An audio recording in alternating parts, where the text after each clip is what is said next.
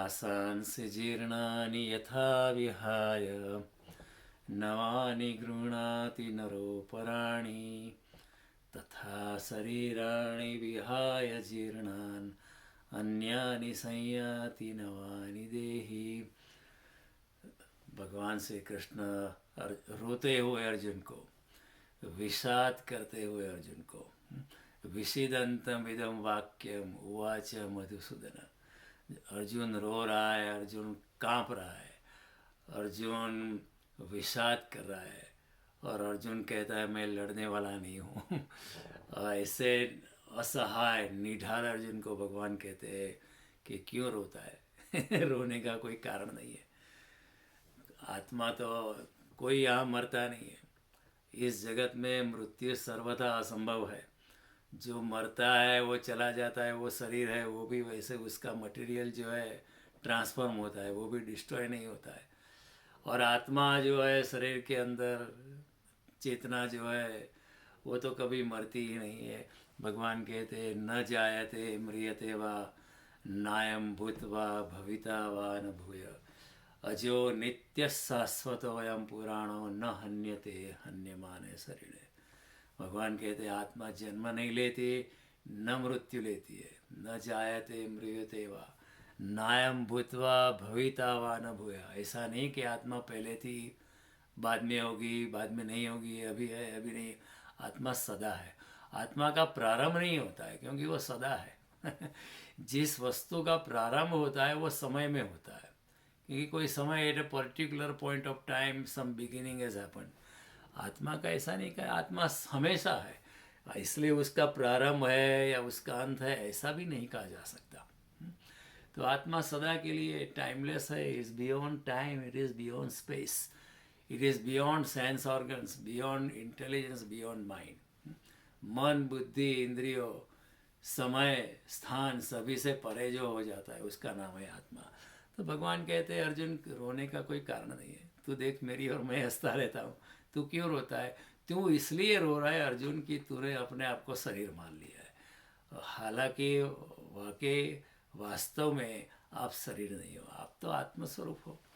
आप सोए पड़े हो, जरा आंखें आपकी खोलो और तब आप पाओगे कि आप शरीर नहीं हो, आप तो शुद्ध आत्मस्वरूप हो।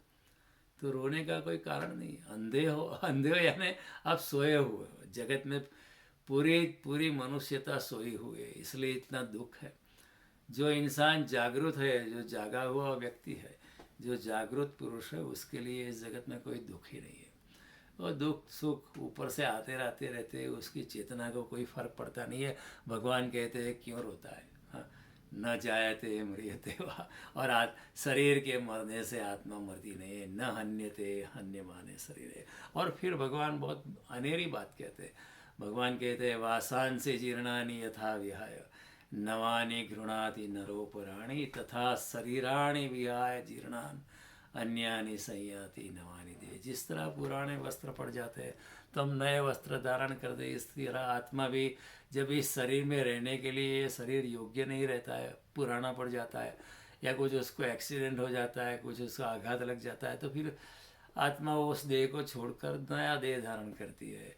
उसमें रोने का क्या बात है? इंसान बाल्यावस्था से कुमार अवस्था में जाता है, कुमार अवस्था में युवान अवस्था में जाता है, युवान से प्रौढ़ अवस्था में जाता है, प्रौढ़ से वृद्धावस्था में जाता है, वृद्धावस्था से जरा जीर्ण होकर मर जाता है। तो कोई इस शरीर में जो बदलाव होते हैं उससे कोई रोता है? कोई नहीं रोता है। तो फिर आत्मा एक शरीर को छोड़कर दूसरे शरीर में जाती है तो रोने का कोई कारण नहीं है ना। रोने का कोई कारण नहीं है। देखो हम इतने, कई बार हमें खुद को पता नहीं होता है कि हम क्या कहते हैं। कई बार आप अवसान संदेश आप न्यूज़पेपर में पढ़ो तो लगे हमारे पिताजी या हमारी माताजी, हमारे दादा सखेत हमको बताना है। दुख, बड़े दुख के साथ हम बताते हैं कि हमारे माताजी का स्वर्गवास हो गया है। अगर स्वर्गवास हो गया तो आप दुखी क्यों? आपको तो अच्छा खुश होना चाहिए। स्वर्गवास हो गया है, अब खुद कहते हो स्वर्गवास हो गया, इस पृथ्वी से छुटकारा हो गया। लेकिन वो कहने की बात है, वो दुखी तो है। और दुखी इसलिए है कि हमने माताजी या पिताजी या जो भी चला गया स्वगत दिवंगत आत्मा जो चली गई, उसको हमने शरीर ही माना था, इसलिए हमें दुख होता है। वो शरीर के साथ हमारी माया अटैचमेंट था, इसलिए दुख होता है। लेकिन अगर हमने उसके आत्म तत्व को पहचाना होता तो हम दुखी नहीं होते, क्योंकि हम जानते हैं कि आत्म तत्व कभी मरता नहीं, वो दूसरा जन्म लेगा या मुक्त हो जाएगा, ब्रह्म में लीन हो जाएगा अपने कर्मों के अनुसार, अपनी चेतना की पवित्रता के अनुसार। अगर कोई व्यक्ति अनासक्त भाव से जीता है पूरी जिंदगी, तो उसकी मुक्ति की भी संभावना है। यही एक बड़ा बड़ा मनुष्य के लिए ये सबसे बड़ी पोटेंशियल है। मैंने कल अगली बार मैंने बताया था कि एक शेर या एक कुत्ता या कोई भी जानवर जो है प्राणी शरीर में आप जन्म ले तो आप प्राणी शरीर से ही फिर मरते हो, लेकिन मनुष्य के लिए एक संभावना है कि मृत्यु से पहले वो अपने आप को परलोक में उसकी यात्रा हो सकती है, मृत्यु से पहले वो ब्रह्म में लीन हो सकता है। ऐसा नहीं कि वो उसको जन्म फिर से होगा ही होगा, ऐसा नहीं है। वो जन्म मृत्यु के चक्कर से इंसान अपने आप को मुक्त कर सकता है। ये संभावना प्राणियों के लिए नहीं है, एक पक्षियों के लिए नहीं है। एक मछली मर जाती है तो फिर उसका जन्म होता है दूसरे शरीर में, लेकिन मनुष्य के लिए ये संभावना है। एक बड़ा अद्भुत भगवान का वरदान है। भगवान ने मनुष्य को बहुत पार्शियलिटी की है कहना चाहिए। एक अकेला मनुष्य है जो नाच सकता है, ज़्यादा से ज़्यादा कोई बार मोर नाचता है, दूसरा कोई प्राणी, कोई शेर नाचता नहीं है, कोई कुत्ता नाचता नहीं है, बिल्ली नाचती नहीं है, उसको पता ही नहीं चलता है कि नाचने में वो क्या आनंद है। कोई गाता नहीं है, संगीत का आनंद उनके लिए नहीं है।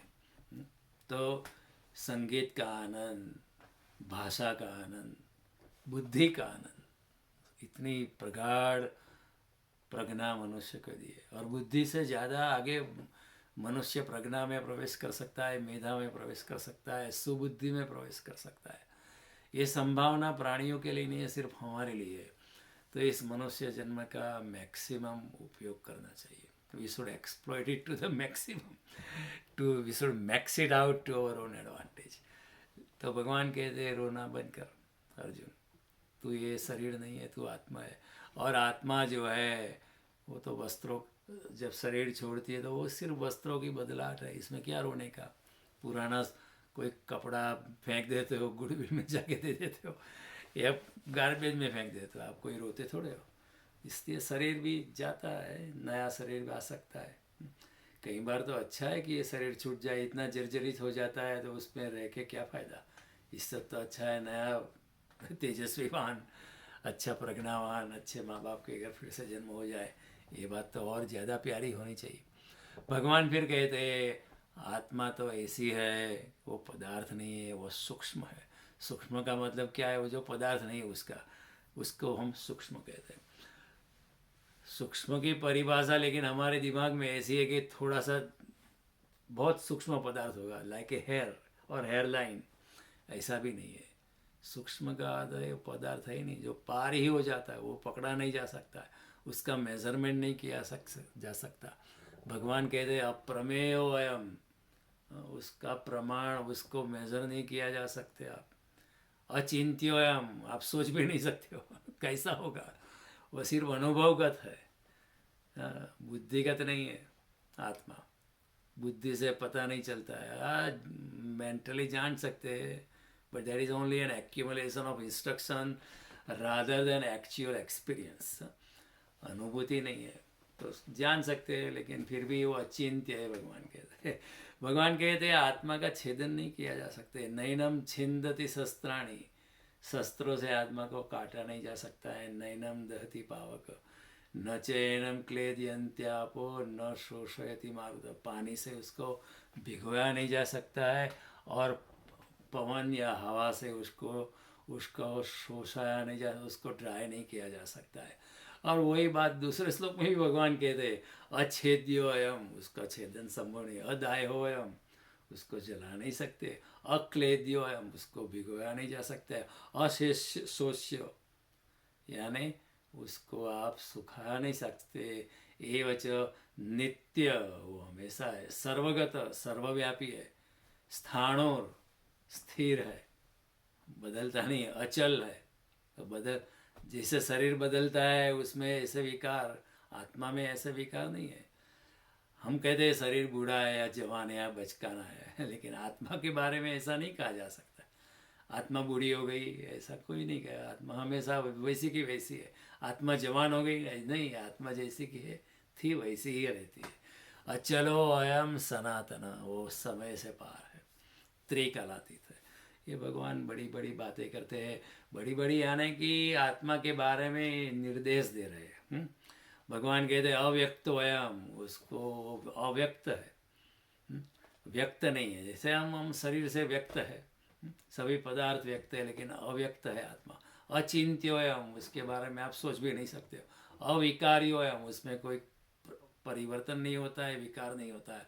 तस्मादेव विदिक्वेन नानुशोचित मरति। अर्जुन, ऐसा जानकर कि आत्मा को जलाया नहीं जा सकता है, छेदा नहीं जा सकता है, भिगोया नहीं जा सकता है, उसको सोचा नहीं जा सकता है, ऐसा जानकर तो फिर वो अव्यक्त है, अचिंत्य है, अविकार्य है। तो ऐसा जानकर तुम्हें ऐसा अगर तू जानता है तो तू क्यों रोता है? मैं तुझे बता देता हूँ ना, कम से कम तुझे मुझ में तो विश्वास है। मेरी शरण में आया तो पूर्ण तरह शरण आ जा। अपनी ये नानुच छोड़, अपनी ये बुद्धि छोड़, तू शरण में ही आया है तो पूर्णतया शरण में आ जा। लेकिन भगवान जानते हैं। तो फिर भगवान कहते हैं अथ चैनम के अर्जुन ठीक है, अथ चैनम नित्य जातम नित्यम व मन्यसे मृतम तथाविदम महाभाव नैवम सोचितुम अर्हसि। अर्जुन, अगर मैं तेरी बात भी मान लूँ, यदि तू इस आत्मा को सदा जन्मने वाला, मैं कहता हूँ जन्म नहीं लेता, अगर लेकिन फिर भी चल तेरी बात सही अगर तू इससे विपरीत मानता है, मेरी बात नहीं मानता है, तू मानता है कि वो आत्मा भी जन्म लेती है और आत्मा भी मरती है, ऐसा मान लेती है, चलो मान लो, आपको भी सही मान लेता। फिर भी क्या है, अगर ऐसा भी है, आत्मा भी मरती है, आत्मा भी तो भी ये शोक करना कोई ज़रूरी नहीं है। क्यों शोक करता है? अगर आत्मा भी जन्मती है, आत्मा भी मरती है, तो भी ये शोक करने की चीज़ नहीं है, क्यों शोक करता है? तो ये, और फिर भगवान कहते हैं जातस्य ही ध्रुव मृत्यु, जो जन्म लेता है उसकी मृत्यु निश्चित है। भगवान शरीर की बात करता है, लेकिन अर्जुन के खातिर भगवान थोड़े नीचे आ जाते हैं कि ठीक है चलो तेरी बात मान लेते कई बार ऐसा होता है ना, छोटा बच्चा मानता नहीं, तो फिर हम कहते हैं ठीक है चलो तेरी बात सच्ची। हाँ, तो अगर तू ऐसा करे तो क्या होगा पता चलता है? तुझे पता नहीं चलता है चलो तेरे लेवल पे नीचे उतर आता हूँ मैं, और मान लो तेरी बात सच्ची है। हाँ, मान लो कि मैं गलत हूँ, कृष्ण यहाँ ऐसा कहते हैं, मान लो कि मैं गलत हूँ और आत्मा भी मरती है, तो भी इसमें रोने की क्या बात है क्योंकि जो जन्मता है उसकी मृत्यु सर्टेन है। जातस्य ही ध्रुव मृत्यु, ध्रुवम जन्म मृत्युस्य च। और जो मर चुका है उसका जन्म फिर से होता है। हाँ, फिर जन्म तो होता है ना, फिर तो तस्माद अपरिहारार्थे, ये जो आप टाल नहीं सकते हो जन्म मृत्यु को, ये निरुपाय है, आप उसमें कोई आपका कुछ उपाय चलता नहीं है, तो फिर इस विषय में तो शोक करने योग्य तो नहीं है। तो ये बातें भगवान अर्जुन को समझाते हैं। भगवान कहते हैं तो आत्मा को जला नहीं, क्यों ऐसा कहते, जला नहीं सकते, सुखाया नहीं जा सकते, भिगोया नहीं जा सकते, शस्त्रों से उसका छेदन नहीं किया जा सकता है। भगवान क्यों कहते हैं? क्योंकि आत्मा पदार्थ नहीं, आत्मा मैटर नहीं है। अगर आत्मा पदार्थ होती तो विज्ञान आज बहुत आगे बढ़ा हुआ है। उस जमाने में भी विज्ञान तो था, ऐसा नहीं कि नहीं था। कोई ना कोई तरीका हम ढूंढ लेते, एटॉमिक भट्टी बना लेते या कोई महासागर या कोई और दूसरा लिक्विड ढूंढ देते जिसमें हम आत्मा को डुबो सकते थे, भिगो सकते थे। लेकिन आत्मा पदार्थ ही नहीं है आत्मा हाथ में ही नहीं आती किसको आप तोड़ोगे? कि नैनम छिंदती शस्त्राणी, शस्त्रों से उसका छेदन नहीं किया जा सकता। लेकिन शस्त्र जब वो उठा देगा, छेद करने के लिए कोई सामने वस्तु ही तो होनी चाहिए। चलो इस तलवार से उसको मार दूँ, लेकिन कोई है ही नहीं वहाँ तो किसको मारोगे आप? तलवार हाथ में ही पकड़नी रखनी पड़ेगी, कुछ कोई मारने, कोई सामने व्यक्ति नहीं, कोई पदार्थ नहीं, कुछ नहीं है वहाँ। तो आत्मा पकड़ी नहीं जा सकती है, आत्मा पदार्थ नहीं है, आत्मा सूक्ष्मतर है। अणोरणीया समनुस्मरेद्य, अणु से भी सूक्ष्म है वो एटॉमिक नहीं है। कहना तो ये ऐसे हमारे एक जगह लिखा है कि केशाग्रस्य शतभागस्य शतांश सादृशात्मका जीवो सूक्ष्म स्वरूपोऽयं संख्यातीतो चित्तगण। केशाग्रस्य शतभागस्य, ये बाल जो है ना उसकी जो नोच होती है अणी, उसके अगर 100 पार्ट कर दे शतभागस्य, फिर उसके भी 100 पार्ट करे, केशाग्रस्य शतभागस्य शतांश सादृशात्मका, फिर वो 100 भाग के भी दूसरे 100 भाग करे, यानी 100 या 100 मल्टीप्लाइड 100 बाल की अणी का, बाल की नोच का 10,000 भाग करे, उससे भी छोटा आत्मा है। लेकिन वो भी गलत है, क्योंकि आत्मा पदार्थ नहीं है। पकड़, आज का विज्ञान उसको भी पकड़ सकता था, बड़ी सूक्ष्म चीज आज का विज्ञान पकड़ सकता है, लेकिन आत्मा पदार्थ नहीं है, इसलिए विज्ञान भी नहीं पकड़ सकता। हमारे पास कोई ऐसा साधन नहीं है। आत्मा को पकड़ने के लिए सिर्फ आत्मा में प्रवेश करना पड़ता है, आत्मा का अनुभव करना पड़ता है। वो कोई ऐसी चीज़ नहीं कि हमने पकड़ दी किसी वैज्ञानिक तरीके से या लेबोरेटरी में, टेस्ट ट्यूब में, ऐसा नहीं हो सकता है। आत्मा पार हो जाना ही जिसका गुणधर्म है, उसका नाम है आत्मा। तो ये, क्योंकि आत्मा अस्तित्व है, अस्तित्व को अनअस्तित्व में लिया नहीं जा सकता है। You can not take it into total destruction. आप हाथ में ही नहीं आएगी तो कैसे डिस्ट्रॉय करोगे? आत्मा is beyond the realm of mind and matter. मैं को छोड़कर, अपने अहंकार को छोड़कर, अपने मन को छोड़कर, अपनी बुद्धि को छोड़कर, अपनी इंद्रियों को छोड़कर पीछे जो शेष रह जाता है और जो पार ही निकल जाता है, उसका नाम है आत्मा। लेकिन हमारा तादात्म्य शरीर से इतना गहरा है कि हम समझ ही नहीं पाते। जब कृष्ण कहते हैं कि एक कोई मरता नहीं तो हमें अच्छा लगता है, लेकिन कृष्ण कहते हैं आत्मा नहीं मरती है। कई बार हमें अच्छा लगता है, चलो मैं नहीं मरूंगा, अभी मेरी उम्र 17 साल हो चुकी है, 80 हो जाएगी, 90 हो जाएगी, मैं नहीं मरने वाला हूँ। कृष्ण की बात अच्छी लगती है, लेकिन कृष्ण जो है आत्मा की बात करते। शरीर तो जाएगा, शरीर, ये शरीर तो मरण धर्मा है, भगवान कहते हैं। ये जो शरीर जो है मरण धर्मा है, ये मृत्यु लोक है। इसमें सबको मरना है, शरीर को मरना है, आत्मा को नहीं मरना है। तो लेकिन हम अपने स्वार्थ में लेते हैं, हम थोड़े से प्रफुल्लित हो जाते हैं कि चलो हम नहीं मरेंगे। लेकिन हम कई बार लोग जो है, और फिर ऐसी बातों से गीता प्यारी लगती है, लेकिन प्यारी लगने का कारण ऐसा नहीं कि लोग आस्तिक हो गए। वो ये जो सो कॉल्ड आस्तिकता, ये तथाकथित आस्तिकता जो है, वो भय पे आधारित है। चलो भय से छुटकारा हो जाएगा। कई बार ऐसा होता है ना, जब बुढ़ापे में लोग मंदिर में ज़्यादा जाते हैं, पूरे हमारे मंदिर, मस्जिद, चर्च, गुरुद्वारा बूढ़े लोगों से भरे हुए, कोई युवान व्यक्ति इसमें खास दिखाई नहीं पड़ते। क्यों? क्योंकि अब मृत्यु करीब आने लगा, लोगों डरने लगते हैं। तो चलो मंदिर में जाके, थोड़ा चर्च में जाके, चलो हम थोड़ा सा भगवान के साथ, हमें अच्छा लगेगा, हमारी फिक्र कर देगा भगवान। लेकिन ये जो आस्तिकता है वो थोपी हुई आस्तिकता है, वो वास्तव में आस्तिकता नहीं है। आस्तिकता का आधार भय नहीं होना चाहिए, आस्तिकता का आधार प्रेम और भक्ति होनी चाहिए। इसलिए हमारे सनातन धर्म में कहा है, not God fearing but God loving. This is difference. Not God fearing but God loving, this is big difference. डर से भगवान के मानना, आस्तिकता रखनी, ये तो बड़ी सस्ती बात है, उसमें कोई आस्तिकता नहीं होती।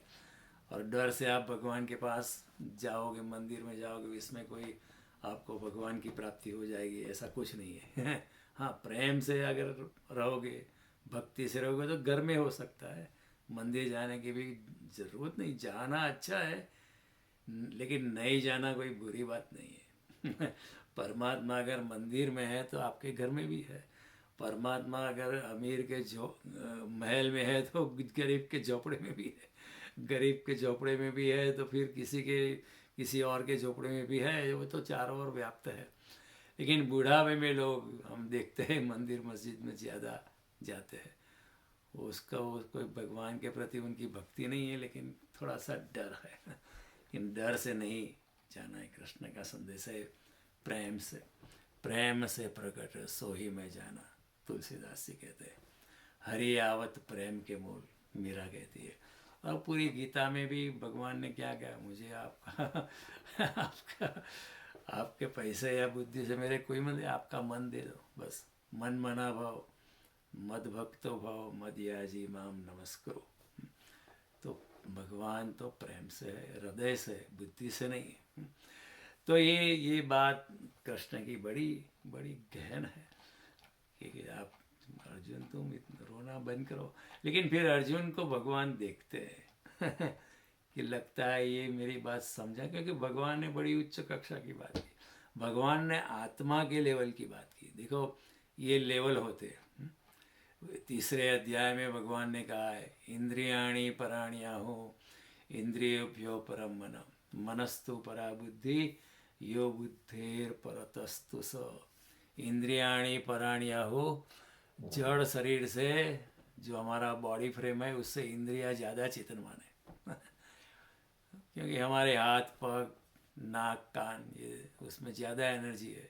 सिवा के अंदर फिर जो किडनी है वो अपना काम करती रहती है, उसमें भी एनर्जी है, लेकिन हाथ में ज़्यादा ऊर्जा है ना, पाँव में ज़्यादा ऊर्जा है, वाणी में ज़्यादा ऊर्जा है। वो किडनी अपना काम करती रहती है। They are involuntary medical action होती रहती है, अपने आप होती रहती है।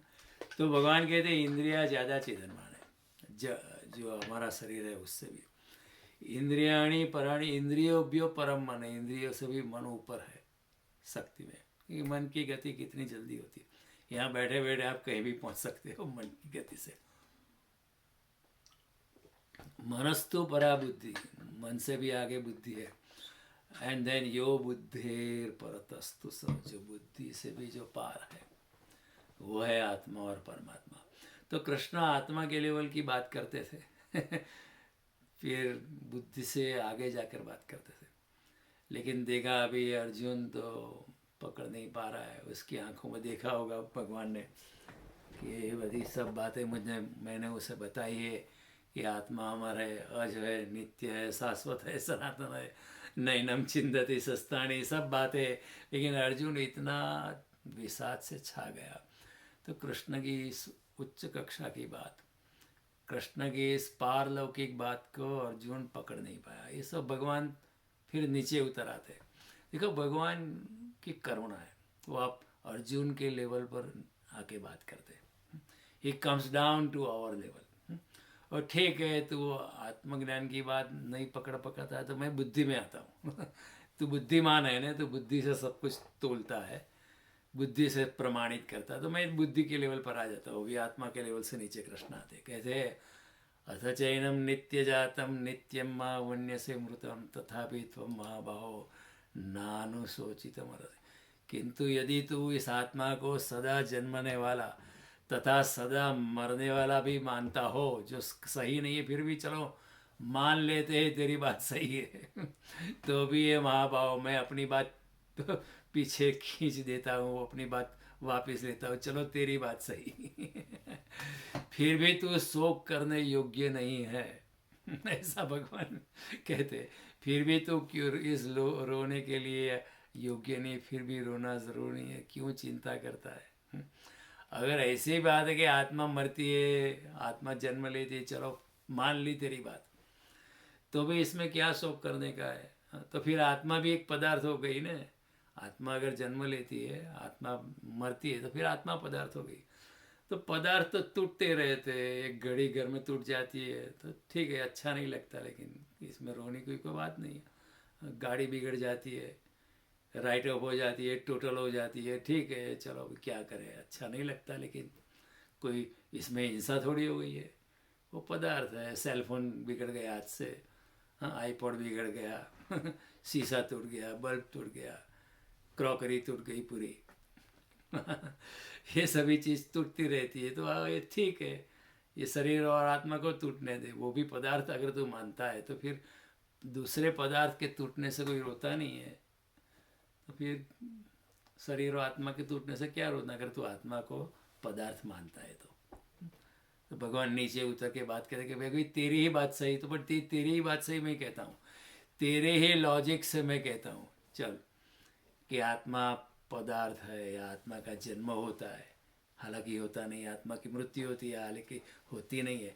चलो तेरी बात मान लेता हूँ, तेरी बात सही जो तुमको वही जो तुमको पसंद हो वही बात करेंगे।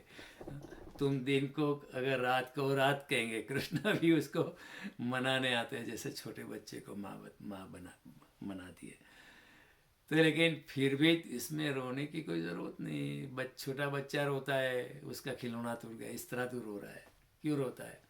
दूसरा आएगा खिलौना, नहीं आएगा तो भी क्या, उसमें रोने की क्या ज़रूरत है?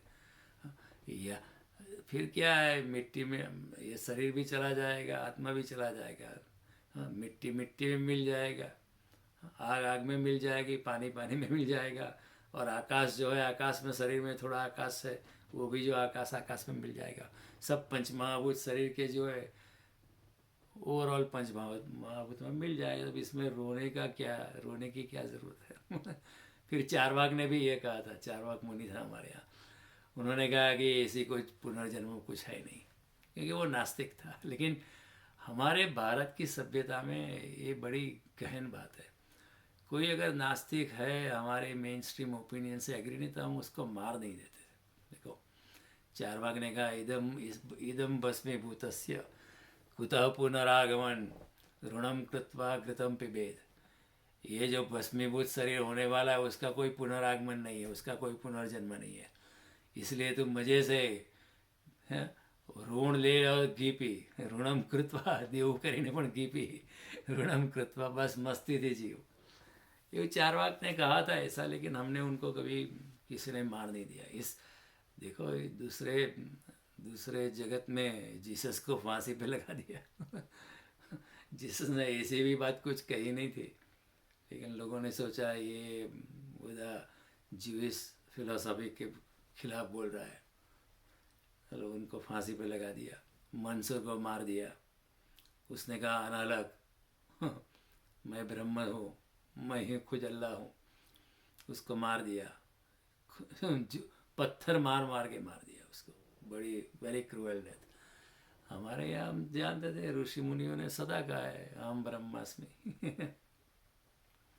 किसी ने मारा नहीं।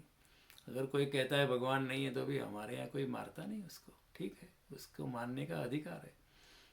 आज नहीं तो कल वो मानेगा, नहीं मानेगा, ठीक है, उसको जो करना है करा। तो ये ओपन माइंडेडनेस है। तो भगवान कहते ठीक है लेकिन भगवान का ये जो वक्तव्य जो है वो अर्जुन की ओर से दिया गया, भगवान का नहीं है। भगवान ने देखा ये अर्जुन समझ नहीं पा रहा है, अभी भी रोने की ठान ली उसने अभी भी रो रहा है अभी सर पे हाथ लगा कर बैठा है, अभी भी छोटे बच्चों की जैसा बैठा है रो रहा है, आंखों से आंसू निकल रहे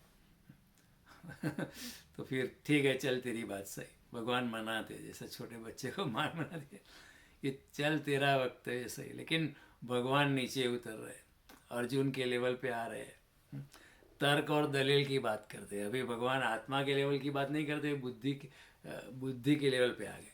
आत्मा का लेवल ऊपर होता है, फिर बुद्धि का लेवल, फिर मन का लेवल, फिर इंद्रिय का लेवल, फिर शरीर का लेवल। ये दिस इज हिरार्की, ये स्ट्रक्चर होता है।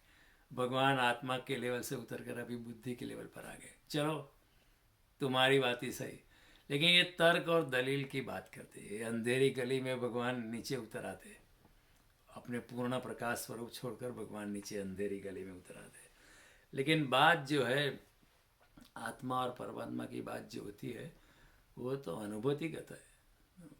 सुनने सुनाने से या सोचने या विचार करने से इस बात का पता नहीं चलता है, ये समझनी चाहिए।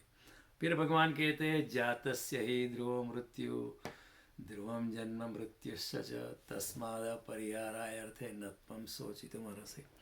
जिसका जन्म होता है चलो उसकी मृत्यु होती है और जिसकी मृत्यु होती है उसका पुनर्जन्म भी निश्चित है, अनलेस कोई योगी ब्रह्मलीन हो जाता है, कोई संत ब्रह्मलीन हो जाता है। तस्माद अपरिहाराय अर्थ है, जिसको आप टाल नहीं सकते हो मरना ही है तो फिर रोना क्यों, मरोगे ही आज नहीं तो कल मरना ही है तो रोते क्यों you can not do anything about it, it's inevitable. तस्माद अपरिहार्य अर्थे न त्वम सोचितुम। तुझे रोना नहीं चाहिए, ये तो अपरिहार्य है, उस सिर्फ निमित्त बनो।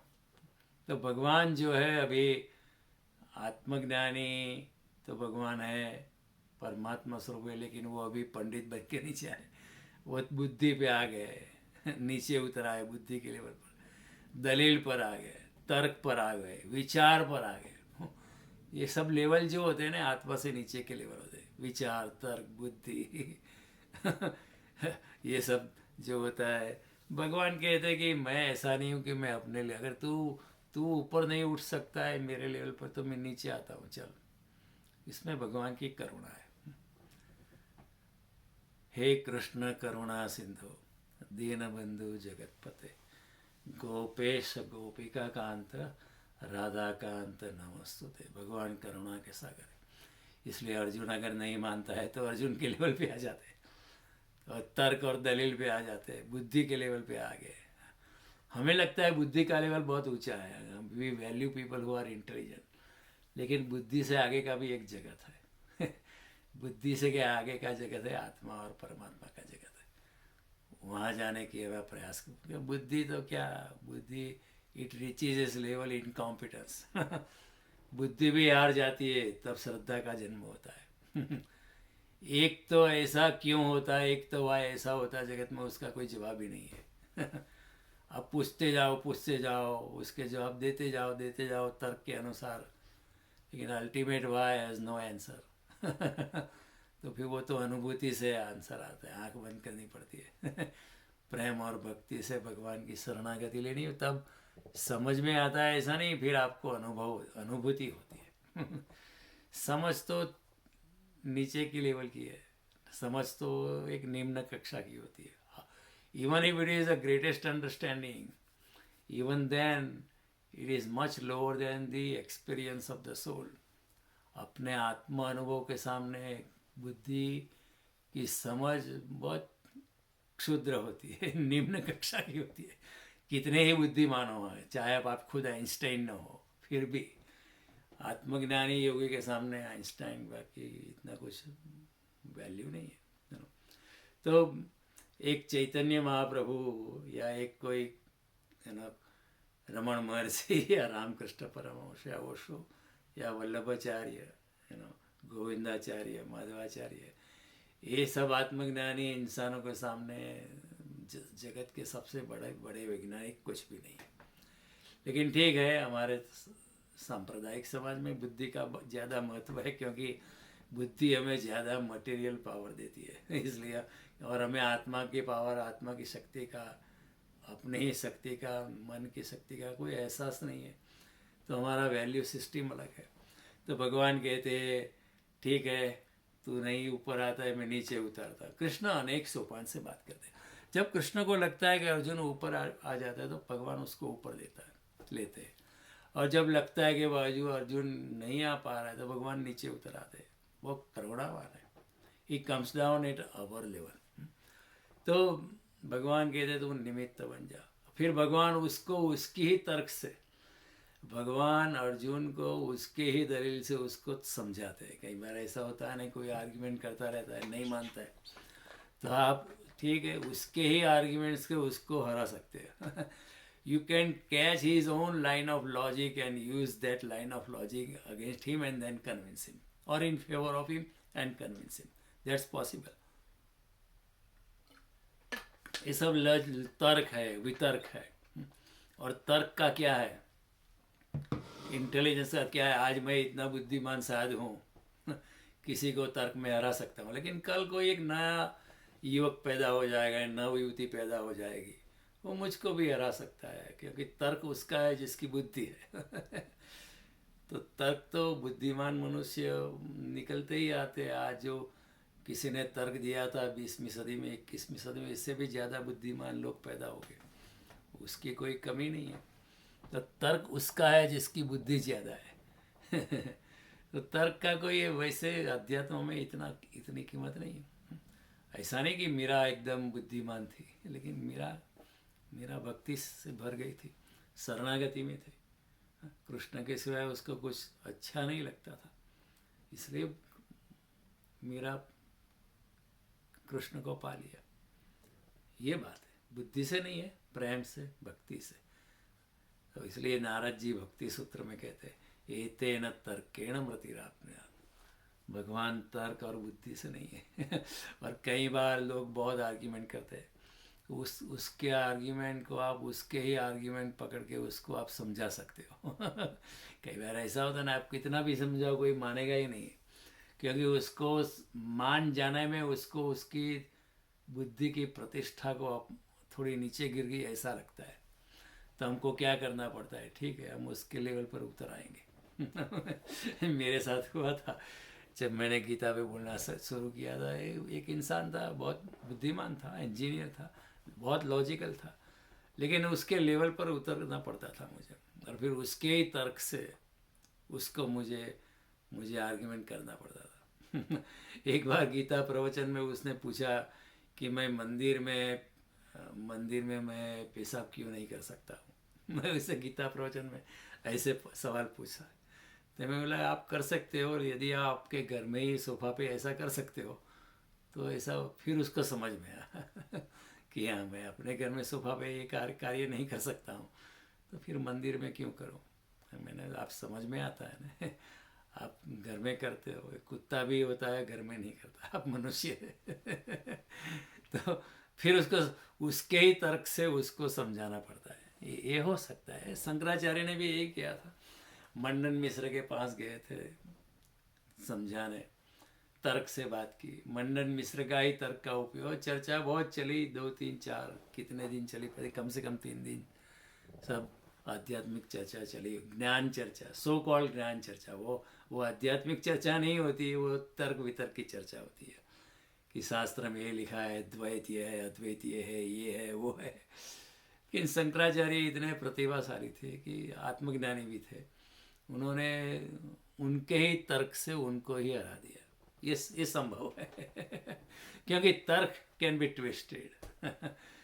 कोई हमें तलवार से मारने आता है, उसकी तलवार छीन के भी हम उसको मार सकते हैं। इसी तरह कोई अपने तर्क की तलवार लेके आते हैं तो उसके तर्क की तलवार छीन के हम दूसरा तर्क मिला के उसको हरा सकते हैं। ये हो सकता है। वो जैसे लॉयर्स करते हैं। कोई अगर वकील होता है, उसको आप कहेंगे मुझे वो कोई भी केस ले लेता है ना, because he can argue from any side. Lawyer ऐसा नहीं सोचता है कि I can not even argue for you, he can argue from any side, even if you are wrong he can argue for you, क्योंकि logic can be used on either side. There was a great super intelligent man, his name was Dr. Hari Singh Gaur. He was the one who established Sagar University in Madhya Pradesh. Very nice and noble person actually. He had earned millions and millions in those early days.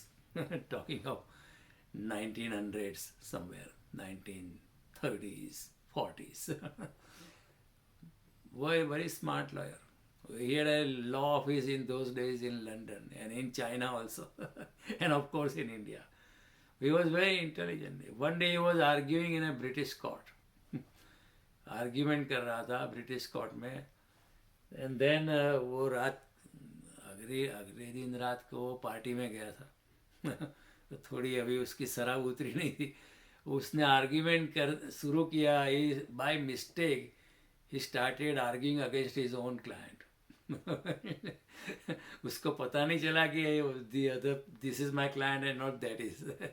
वो argument, इतने powerful argument दिए, उसके secretary ने उसको नोच दिया कि आप क्या करते हो सर, आप अपने ही क्लाइंट के खिलाफ आर्ग्यूमेंट दे रहे हो। फिर उसको पता चला, अरे मैंने क्या।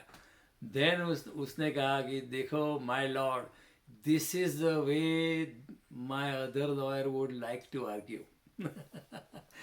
You get my point. उन्होंने अपने क्लाइंट के खिलाफ ही आर्ग्यूमेंट किए थे। देन अचानक जो उनको पता चला तो उन्होंने फिर बाजी पलटी। उन्होंने कहा देखो मेरे जज साहब, दिस इज़ हाउ, जैसे मैंने अभी आर्ग्यूमेंट किए, that is how the other side would like to argue, but ये सब दलील जो है गलत है। फिर उन्होंने अपने ही जितने तर्क थे, आर्ग्यूमेंट नंबर 1 to 10, अपने ही दलील को उन्होंने उसका ध्वंस कर दिया। He broke his own argument. He said, this is the way my first argument was wrong, second argument was wrong, third, and then he won the case. तो कहने का तात्पर्य कि तर्क तो जो है, जिसकी बुद्धि उसका तर्क। आध्यात्म में तर्क नहीं है, आध्यात्म में तो श्रद्धा है, प्रेम है। भगवान कहते हैं मन मना भाव तेरा मन मुझे दे, तेरी बुद्धि मुझको दे, ऐसा नहीं कहा भगवान ने। ऐसा नहीं कि बुद्धि का उपयोग नहीं है, आध्यात्म में है उपयोग। बुद्धि का उपयोग बुद्धि से पार जाने में है। ये भी एक कॉन्ट्राडिक्शन है। आध्यात्मिक दुनिया में बुद्धि का उपयोग जो हम करना है, हमें वो बुद्धि से पार जाने के लिए उसका उपयोग करना है। किस तरह बुद्धि से पार जाना है, उसमें बुद्धि, मन और अपने अंतस चेतना की सहायता लेनी पड़ती है, तब हम उससे भी पार जा सकते हैं। तो कृष्ण की करुणा है, कृष्ण नीचे उतर आते कि चलो तेरी बात सही, assume that you are right,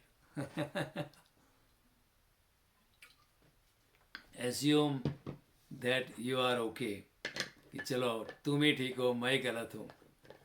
कि देखो कृष्ण कितने विनम्र है, कोई कहेगा कि मैं गलत हूँ। कृष्ण इधर इनडायरेक्टली कहते हैं कि चलो मान लो कि मैं गलत हूँ और तुम सच्चा है।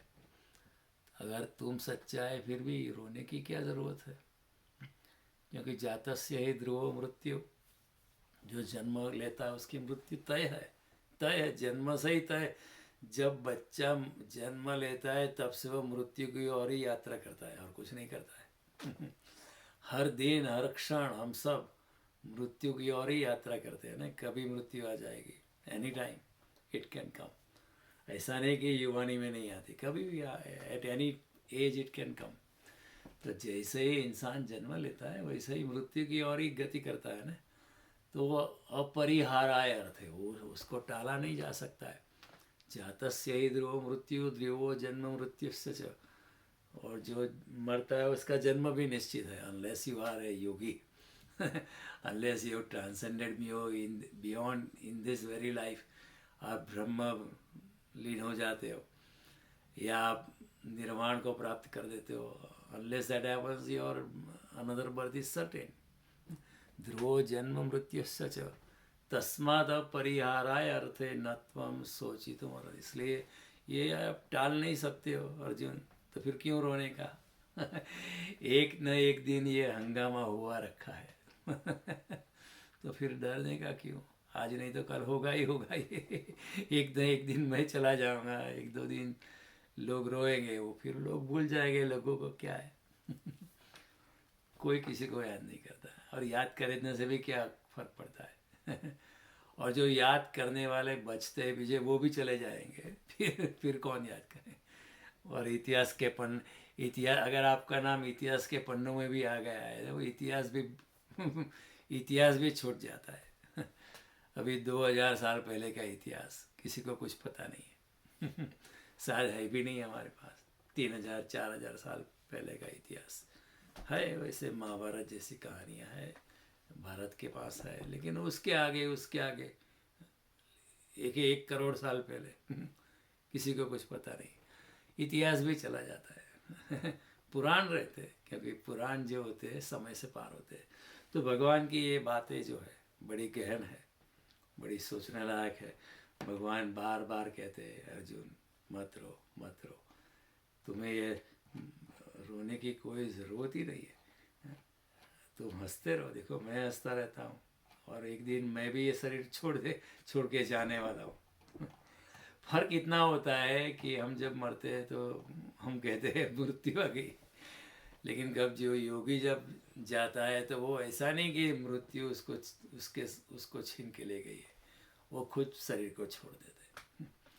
तो भगवान के लिए बात उल्टी है, वो अपने आप को सिकुड़ देते हैं, अपने आप को इस शरीर से बाहर निकाल देते हैं। वो उनके लिए बहुत आसान है, वो अपने आप को ये comes out of his body very easily ना। वैसे भी जिंदगी के दरमियान भी वो शरीर में वैदेही अवस्था में रहते हैं, विदेह की अवस्था में ही रहते हैं।